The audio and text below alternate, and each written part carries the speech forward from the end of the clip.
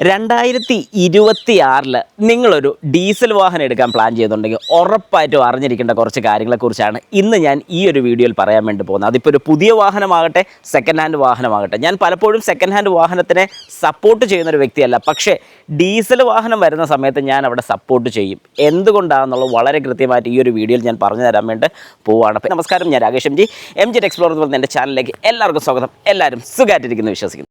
മെയിനായിട്ട് ഡീസൽ വാഹനത്തിൽ വരുന്നൊരു കംപ്ലയിൻറ്റ് എന്താണെന്ന് ചോദിച്ചു കഴിഞ്ഞാൽ DPFൻ്റെ ഇഷ്യൂ തന്നെയാണ്. അതായത് ഡീസൽ പാർട്ടിക്കുലേറ്റഡ് ഫിൽറ്റർ എന്ന് പറയുന്ന ഒരു ഫിൽറ്റർ യൂണിറ്റിൽ വരുന്ന ബ്ലോക്കാണ് പ്രശ്നം വരുന്നത്. അപ്പോൾ DPF എന്താണെന്ന് ചോദിച്ചാൽ വളരെ സിമ്പിളായിട്ട് നമുക്ക് പറയാൻ സാധിക്കുന്ന ഒരു ഫിൽറ്ററാണ്.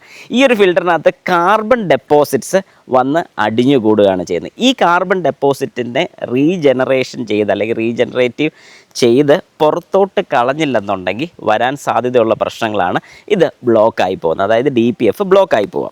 അപ്പോൾ ഈ DPF ബ്ലോക്കായി പോകുന്നതിൻ്റെയാണ് വാർണിംഗ് ലൈറ്റ് കാണിക്കുന്നത്. റീജനറേഷൻ ചെയ്യുന്നതിൻ്റെ ലൈറ്റൊക്കെ ചിലർ പറഞ്ഞ് കേട്ടിട്ടുണ്ടായിരിക്കും, കത്തുന്നുണ്ട്, അല്ലെങ്കിൽ എൻ്റെ വാഹനത്തിന് ഇങ്ങനെ റീജനറേഷൻ്റെ ലൈറ്റ് കാണിക്കുന്നുണ്ട്, എന്ത് ചെയ്യും എന്നൊക്കെ പറഞ്ഞ് പലരും കംപ്ലയിൻസ് ആയിട്ട് പറയുന്നുണ്ട്. ചിലപ്പോൾ ഷോറൂമിലൊക്കെ കൊണ്ട് കാണിക്കുമ്പോൾ അവർ DPF ഫുള്ളായിട്ട് റീപ്ലേസ് ചെയ്യാൻ പറയും. അങ്ങനെ ഒരുപാട് പ്രശ്നങ്ങൾ. ഈ DPF എന്ന് പറഞ്ഞാൽ ചെറിയ റേറ്റ് അല്ല, അത്യാവശ്യം നല്ല റേറ്റുള്ള സംഗതിയാണ് DPF എന്ന് പറയുന്നത്. ഓക്കെ, അത് നമുക്കൊന്ന് മാറ്റി വയ്ക്കാം. ഇനി എന്തുകൊണ്ടാണ് DPFന് കംപ്ലയിൻറ്റ് വരുന്നത്?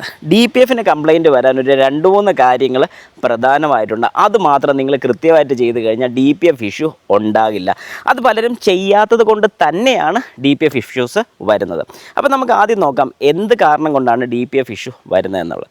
ഒന്നാമത്തെ കാര്യം, വാഹനത്തിന് ഓട്ടം കുറവാണെങ്കിൽ, അതായത് ചെറിയ കിലോമീറ്റേഴ്സ് മാത്രം നമ്മൾ ഡ്രൈവ് ചെയ്യുന്നുള്ളൂന്നുണ്ട്. നമ്മളിപ്പോൾ ഇവിടുന്ന് ഒരു ഏകദേശം 3 കിലോമീറ്റർ ഡ്രൈവ് ചെയ്തു, അല്ലെങ്കിൽ ഇവിടുന്ന് നമ്മളൊരു 2-5 കിലോമീറ്ററിനകത്തൊരു ഡ്രൈവ് നടത്തി വാഹനം ഓഫ് ചെയ്തു.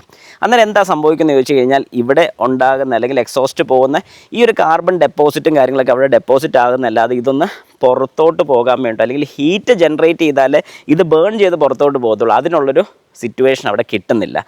ഇങ്ങനെ കണ്ടിന്യൂസ് ആയിട്ട് പോവുകയാണെന്നുണ്ടെങ്കിൽ എത്രയും പെട്ടെന്ന് തന്നെ DPF ബ്ലോക്ക് ആകുന്നതായിരിക്കും. അതുകൊണ്ട് തന്നെ ഓട്ടോ റീജനറേഷൻ നടക്കുന്നൊരു ഫംഗ്ഷനും ഇവിടെ നടക്കില്ല. കാരണം ഓട്ടോ റീജനറേഷൻ ചെയ്യണമെങ്കിൽ പോലും വാഹനം സ്റ്റാർട്ടായി നിൽക്കുന്നൊരു കണ്ടീഷനായിരിക്കണം. തന്നെ ഇത് റേസായാണിത് ബേൺ ചെയ്യുന്നത്. പക്ഷേ അതിനുള്ളൊരു സാഹചര്യം പോലും ഇവിടെ കിട്ടുന്നില്ല. അങ്ങനെ കിട്ടാതെ വരുന്നൊരു പ്രശ്നം ഉണ്ടെങ്കിലും ഞാൻ ഈ പറഞ്ഞ പോലെ കംപ്ലയിൻസ് വരും. ഇനി രണ്ടാമത്തെ കാര്യം, നമ്മൾ ഈ പറയുന്ന പോലെ ഫ്യൂവലിൻ്റെ ഇഷ്യൂസ്, അഥവാ നമ്മുടെ ഇഞ്ചക്ടേഴ്സിന് കംപ്ലയിൻ്റ് ഉണ്ട്, അല്ലെങ്കിൽ സെൻസേഴ്സിന് പ്രശ്നമുണ്ട്. ഇപ്പോൾ ടെമ്പറേച്ചർ സെൻസർ അല്ലെങ്കിൽ ഇപ്പോൾ ഒരു ഇഞ്ചക്ടർ കൂടുതലായിട്ട് ഫ്യൂവൽ ഇഞ്ചക്റ്റ് ചെയ്യുന്നുണ്ടെന്ന് സങ്കല്പിക്കുക. അങ്ങനെ കൂടുതലായിട്ട് ഫ്യൂവൽ ഇഞ്ചക്റ്റ് ചെയ്യുന്നുണ്ടെങ്കിൽ കാർബണിൻ്റെ ഡെപ്പോസിറ്റ് പുറത്തോട്ട് വരുന്ന വളരെ കൂടുതലായിരിക്കും.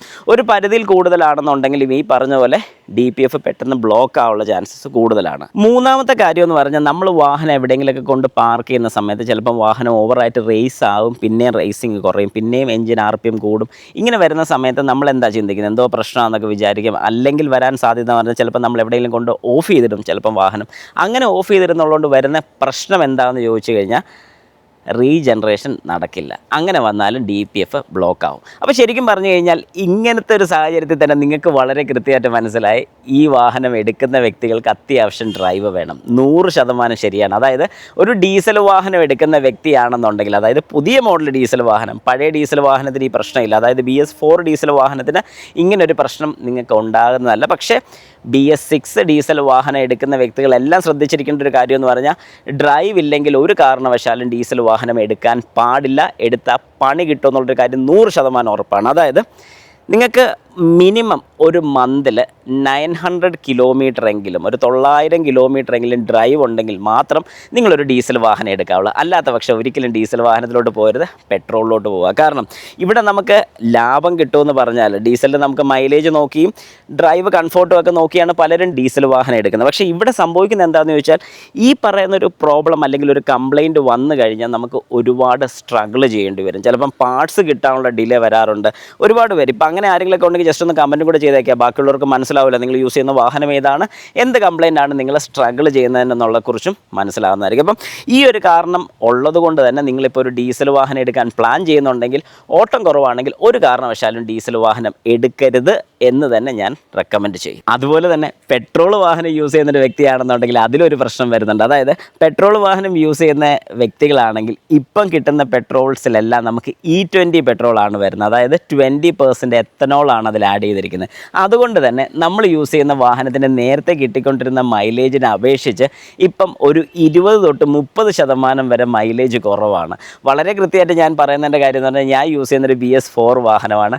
ആ ഒരു വാഹനത്തിന് ഏകദേശം ഒരു 20 കിലോമീറ്ററോളം മൈലേജ് കിട്ടിക്കൊണ്ടിരുന്ന വാഹനം ഇപ്പം കിട്ടുന്ന മൈലേജ് എന്ന് പറഞ്ഞാൽ ഏകദേശം ഒരു 14-13 ആ റേഞ്ച്. അതായത് കൃത്യം പറഞ്ഞാൽ ഒരു 30% മൈലേജിന് ഡിഫറൻസ് വന്നിട്ടുണ്ട്. ഞാൻ വളരെ കൃത്യമായിട്ട് ഫുൾ ടാങ്ക് ഫില്ല് ചെയ്ത് നോക്കുന്നൊരു വ്യക്തിയാണ്. അപ്പം ആ ഓരോ തവണയും, അതായത് ഞാൻ ഇടയ്ക്കിടയ്ക്ക്, അതായത് ഓരോ തവണയും ഞാൻ ചെക്ക് ചെയ്യുന്ന സമയത്ത് എനിക്ക് കിട്ടുന്ന ഒരു ഫ്യൂൽ എഫിഷ്യൻസിയാണ് ഞാൻ വളരെ കൃത്യമായിട്ട് പറയുന്നത്. അതും ഷോർട്ട് ഡ്രൈവ്സ് അല്ല, അത്യാവശ്യം ലോങ് ഡ്രൈവൊക്കെ പോകുമ്പോൾ കിട്ടുന്ന ഒരു കാര്യം തന്നെയാണ്. 14 തൊട്ട് 15 വരെയൊക്കെയാണ് അങ്ങേ മാക്സിമം കിട്ടിക്കൊണ്ടിരിക്കുന്നത്. അപ്പം ഈ ഒരു ഭാഗം ഡീസലിന് മാത്രമല്ല പെട്രോളിനും പണി കിട്ടിയിട്ടുണ്ട്. അതായത് എത്തനോൾ ആഡ് ചെയ്യുന്നുള്ളതുകൊണ്ട് ഇങ്ങനൊരു പ്രശ്നമുണ്ട്.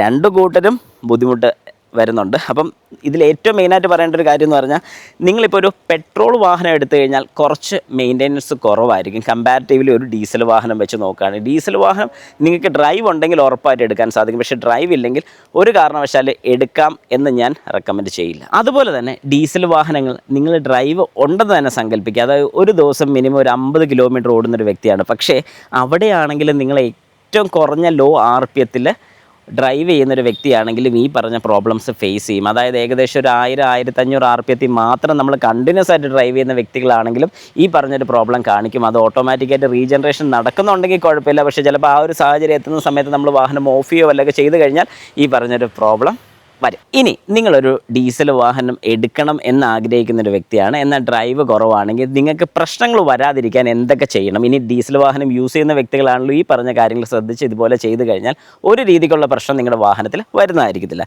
അതിൽ മെയിൻ കാര്യം എന്ന് പറഞ്ഞാൽ ആഴ്ചയിൽ ഒന്നെങ്കിലും അത്യാവശ്യം ലോങ് ഡ്രൈവ് ഈ വാഹനം ഓടിയിരിക്കണം. മിനിമം ഒരു 50 കിലോമീറ്റർ എങ്കിലും ഡ്രൈവ് ചെയ്തിരിക്കണം. അതും ഒരു നോർമൽ ഡ്രൈവ് ആകരുത്. അത്യാവശ്യം RPM കയറ്റി തന്നെ, അതായത് ഒരു സെക്കൻഡ് ഗിയറിലോ അല്ലെങ്കിൽ തേർഡ് ഗിയറിലോ 2500 RPM മുകളിൽ തന്നെ നമ്മൾ ആക്സിലറേറ്റ് ചെയ്ത് ഈ വാഹനം ഓടിക്കുകയാണെങ്കിൽ തന്നെ DPFനകത്തുള്ള കാർബണിൻ്റെ കണ്ടൻറ്റും കാര്യങ്ങളൊക്കെ ബേൺ ചെയ്ത് പോകുന്നതായിരിക്കും. അതായത് അതിൻ്റെ ഹീറ്റ് ഒരു 600 ഡിഗ്രി വരെയൊക്കെ ഇൻക്രീസ് ആയി ഈ പറഞ്ഞൊരു ഫംഗ്ഷൻ നടക്കുന്നതായിരിക്കും. അങ്ങനെ ചെയ്യുകയാണെങ്കിൽ വേറെ പ്രശ്നങ്ങളോ കാര്യങ്ങളോ ഒന്നും വരുന്നതായിരിക്കത്തില്ല.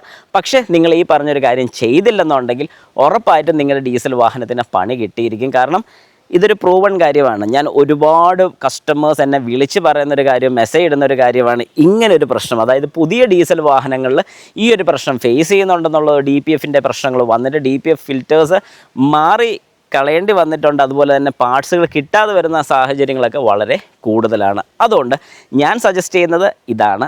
നിങ്ങളുടെ അഭിപ്രായം കൂടെ ജസ്റ്റ് ഒന്ന് കമൻറ്റ് രേഖപ്പെടുത്തുക.